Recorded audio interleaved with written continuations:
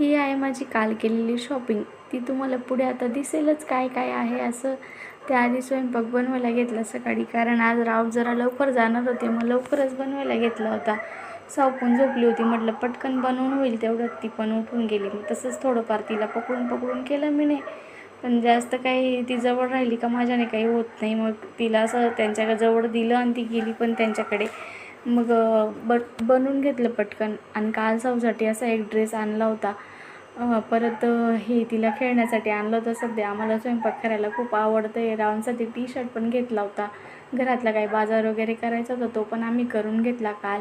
आणि ही 4 परफ्यूमची ऑफर होती, छान एकदम छान होते, मग ते पण आम्ही घेतले. आणि दुपारी मी माझं काम करायला घेतलं. माझं ब्लाऊज अजून पूर्णच ते काही पूर्ण होत नाही. म्हटलं जाऊ दे. संध्याकाळ झाली आणि स्वयंपाकाला लागली. स्वयंपाकमध्ये मला सोयाबीन आणि खिचडी बनवायची होती. असा होता माझा दिवस. कसा वाटला मला कमेंटमध्ये नक्की